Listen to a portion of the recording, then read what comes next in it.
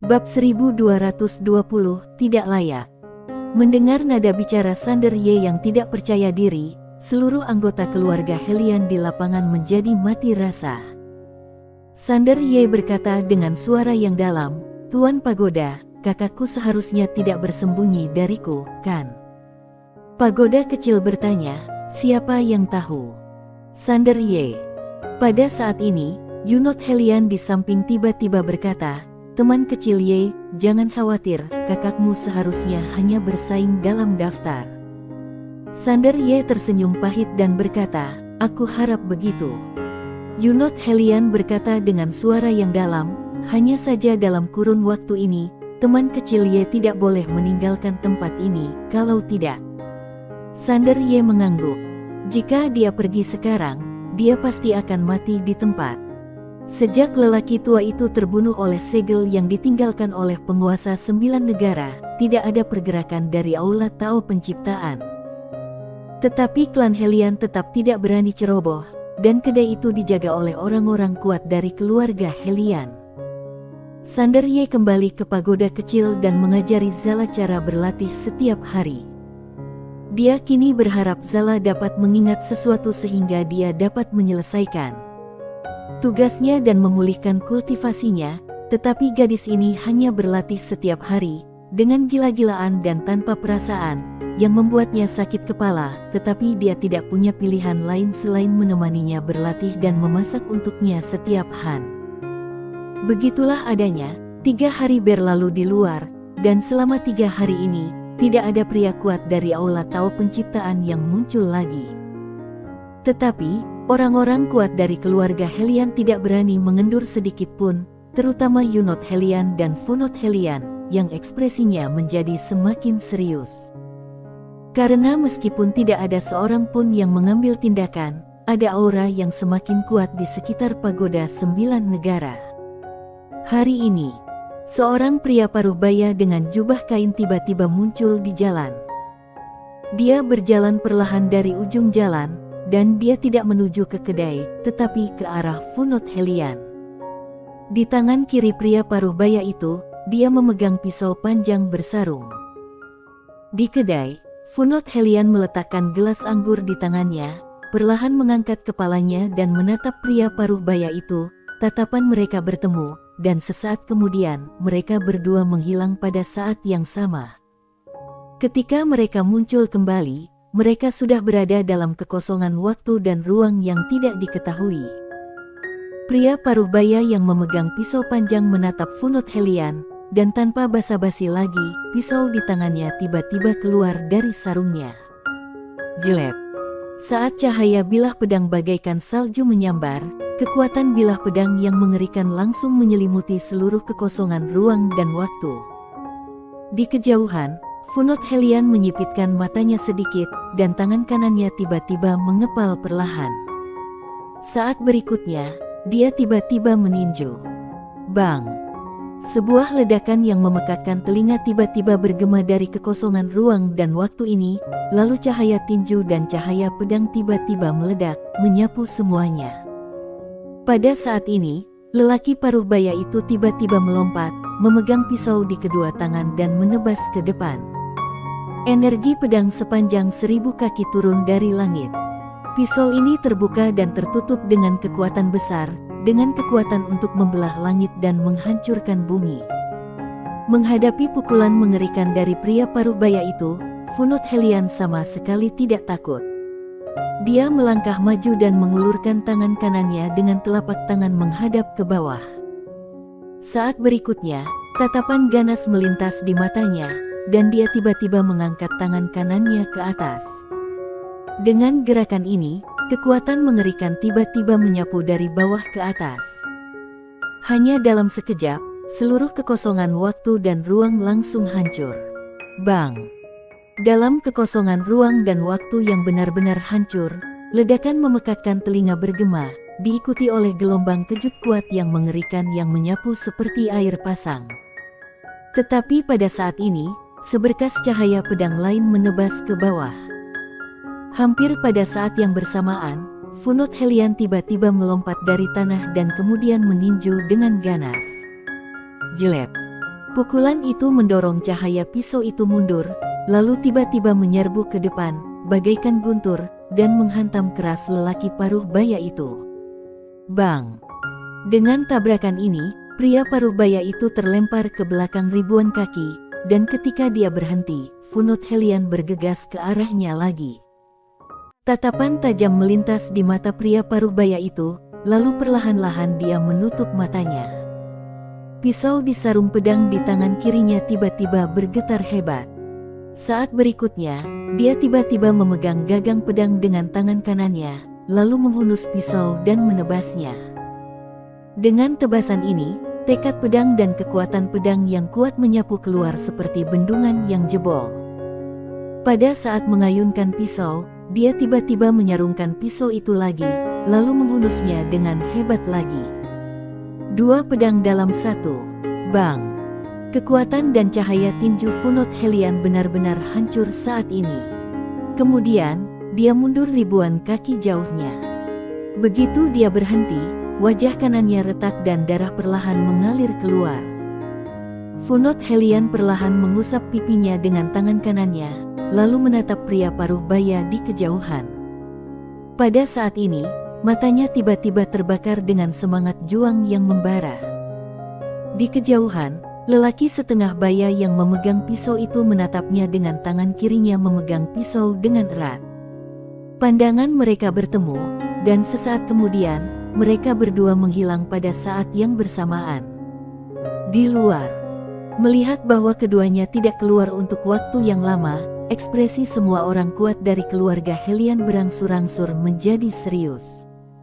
Jika Funut Helian kalah, maka dia akan benar-benar tamat. Funut Helian sekarang adalah orang terkuat di keluarga Helian. Kalau dia kalah, tidak akan ada lagi orang kuat di keluarga Helian yang mampu melawan. Yunut Helian dan Kiran Helian di kedai juga memiliki ekspresi serius di wajah mereka saat ini. Kekuatan pria kuat yang datang kali ini sedikit di luar dugaan mereka. Yunut Helian tiba-tiba melihat ke kejauhan, banyak orang kuat telah datang dari kelompok tentara bayaran Dewa Budo. Kiran Helian menatap ke kejauhan dan berkata dengan suara yang dalam, "Ayah, apakah ada tanggapan dari negara P?" Yunut Helian menggelengkan kepalanya, "Tidak ada." Wajah Kiran Helian tiba-tiba menjadi gelap. Kota 9 negara.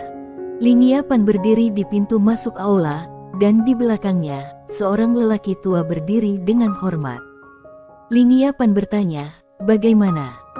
Orang tua itu berkata dengan suara yang dalam, "Banyak orang kuat dari kelompok tentara bayaran Dewa Budo telah pergi, tetapi mereka tidak mengambil tindakan.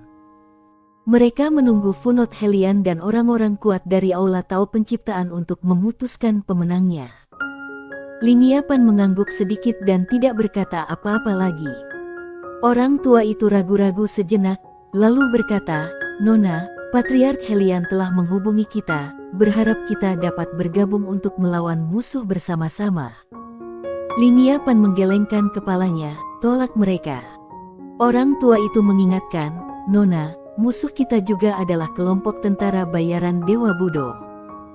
Lingia Pan mengangguk, "Aku tahu, tetapi sekarang klan Helian harus berhadapan bukan hanya dengan kelompok tentara bayaran Dewa Budo, tetapi juga Aula Tao Penciptaan. Tidak ada gunanya bagi kita untuk melawan Aula Tao Penciptaan hanya demi orang yang tidak diketahui asal-usulnya." Dia tahu bahwa Sander Ye adalah adik laki-laki Angel Ye dan pasti ada kekuatan besar di belakangnya. Bagaimanapun, Angel Ye adalah orang yang sangat jenius dan kekuatan biasa tidak dapat membina orang jenius seperti itu. Tetapi baginya, meski begitu, Sander Ye tetap tidak layak bagi negara P untuk menyinggung Aula Tao Penciptaan. Bagaimanapun, kekuatan kuno ini terlalu mengerikan, terutama Dewa Kaisar Pencipta yang legendaris, yang telah menciptakan sistem alam kultivasi. Meskipun kekuatan di belakang Sander Ye dan Angel Ye tentu saja bukan kekuatan kecil, dia tidak berpikir bahwa kekuatan di belakang kedua bersaudara itu dapat dibandingkan dengan Aula Tao Penciptaan. Orang tua itu mengangguk sedikit, "Aku akan pergi dan menolaknya sekarang juga." Setelah mengatakan itu, dia pergi. Di pagoda 9 negara, di ruang dan waktu hampa, Funut Helian dan pria Parubaya berpisau masih bertarung. Pada saat ini, pertarungan antara keduanya sangat sengit. Seluruh ruang dan waktu hampa dipenuhi dengan tinju dan pedang yang tak berujung. Setiap kali kekuatan keduanya bertabrakan, gelombang kejut kekuatan yang mengerikan akan meledak.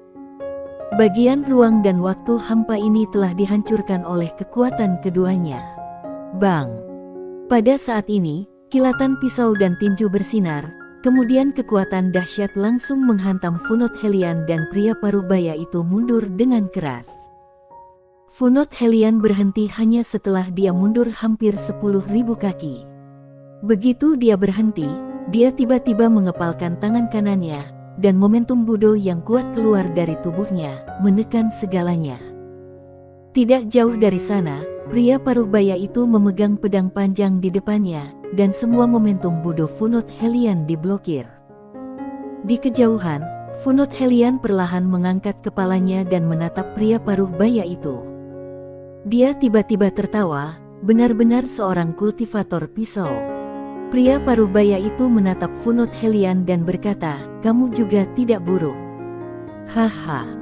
Funut Helian tiba-tiba tertawa terbahak-bahak, dan sesaat kemudian, dia mengangkat tangannya. Dalam sekejap, bayangan virtual setinggi 1000 kaki diam-diam mengembun di belakangnya. Kemudian, tekanan yang mengerikan menyapu seluruh lapangan. Patung Tao Agung. Gunakan jalan Tao sendiri untuk mengembunkannya menjadi sebuah patung. Saat dia melihat patung Tao Agung, ekspresi pria Parubaya yang memegang pisau di kejauhan tiba-tiba menjadi serius, dan pisau di tangannya mulai bergetar hebat. Funut Helian tiba-tiba mengepalkan tangan kanannya. Di belakangnya, patung Tao Agung juga mengulurkan tangan kanannya dan mengepalkannya. Bang! Hanya sebuah pukulan berkekuatan besar yang cukup untuk melumpuhkan lelaki Parubaya itu dan memaksanya mundur ribuan kaki jauhnya. Tekan semuanya. Funut Helian tiba-tiba melangkah maju dan meninju, hancurkan. Di belakangnya, patung Tao besar tiba-tiba menghantam. Tinju itu begitu kuat hingga dapat menekan segalanya. Di kejauhan, pupil mata pria Parubaya yang memegang pisau itu tiba-tiba mengecil. Kekuatan pukulan ini setidaknya 10 kali lebih kuat dari sebelumnya. Takut.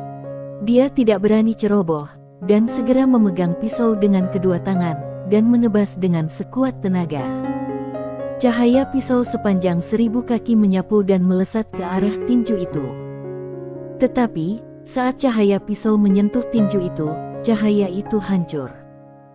Kemudian, pria Parubaya yang memegang pisau panjang itu langsung terpental. Dalam proses terbang, tubuhnya mulai meledak inci demi inci, dan kekuatan pisaunya sendiri juga hancur pada saat ini. Saat dia berhenti, yang tertinggal darinya hanyalah seberkas jiwa seperti asap hijau. Pria Parubaya itu menatap Funut Helian di kejauhan dengan linglung. Funut Helian berbalik dan pergi tanpa mengucapkan sepatah kata pun. Dia hanya berbalik dan kembali berada di depan kedai minuman. Melihat pemandangan ini, wajah Pak Gu dalam kegelapan tiba-tiba menjadi sangat jelek. Apakah Funut Helian menang lagi? Pada saat ini, sesuatu yang aneh terjadi. Funut Helian tiba-tiba ditarik ke dalam ruang hampa dan waktu khusus oleh kekuatan misterius. Di seberangnya, seorang wanita berjalan perlahan ke arahnya. Pelayan Dewa Pei. Salah satu dari 4 pelayan Dewa.